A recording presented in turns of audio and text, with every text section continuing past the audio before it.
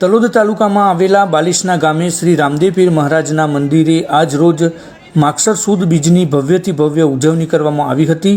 વહેલી સવારથી જ મોટી સંખ્યામાં શ્રદ્ધાળુઓ દર્શનાર્થે ઉમટી પડ્યા હતા। જ્યારે પંથકના પ્રસિદ્ધ બાલિશના રામદેવ પીર મંદિર ખાતે પરંપરાગત લોકમેળા સાથે દર બીજનો ઉત્સવ ધામધૂમથી ઉજવાય છે।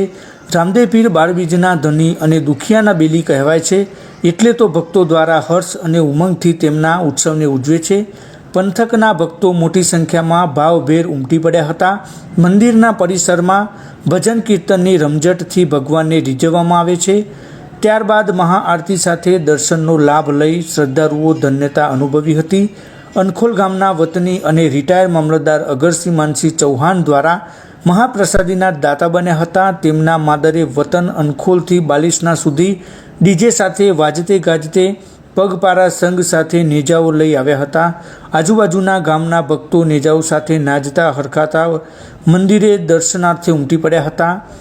આ ધાર્મિક પ્રસંગમાં શામળિયા સાધના આશ્રમ વક્તાપુરથી સંત શ્રી લાલજી મહારાજ તથા રાજકીય નેતાઓ, રાજકીય આગેવાનો, અધિકારીઓ, પ્રમુખશ્રીઓ, તાલુકા સદસ્યશ્રીઓ, સરપંચશ્રીઓ, આગેવાન તથા ભાવિ ભક્તો હાજર રહ્યા હતા। Crime patrolling news report Vipulsinh Solanki, Talod, Sabarkantha.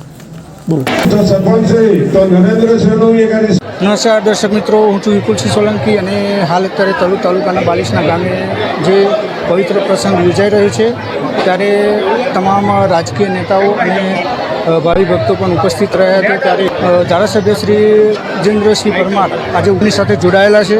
તો આજના દિવસે જે માગસર સુદ બીજના દિવસે આજે ઉપસ્થિત રહ્યા છો, તો આજે આપ શું કહેવા માંગો છો? સાબરકાંઠા જિલ્લાના તલોદ તાલુકાના બાલિશના ગામે આજે બીજના પવિત્ર દિવસે અહીંયા દર્શન કરવાની તક મળી।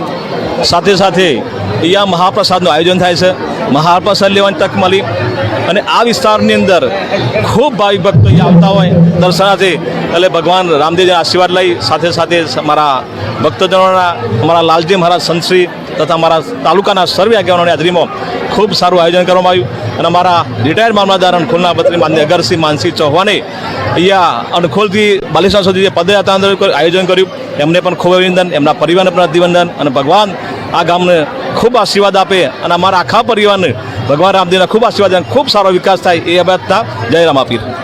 સાહેબ, જે સાગપુરથી અનખોલ સુધીનો રોડ એટલો બધો ખરાબ થઈ ગયો છે, તો એ બાબતની રજૂઆત છે આ દેશના યશસ્વી વડાપ્રધાન માનનીય મોદી સાહેબ, ગુજરાત રાજ્યના માનનીય મુખ્યમંત્રી ભૂપેન્દ્રભાઈ પટેલની આગેવાનીમાં કોઈ રોડ રસ્તા બાકી નહીં રહે। આ રોડ મંજૂર થઈ ગયેલો છે, પણ ટેન્ડર પ્રક્રિયા હોય એટલે આવનારા સમયની અંદર કમસે કમ મારા ખ્યાલ મુજબ 1-1.5 મહિના આજુબાજુ કામ ચાલુ થઈ જશે। તાત્કાલિક જે ખાડા પડ્યા છે, હું ખાડા તાત્કાલિક પૂરી દેવડાવું છું।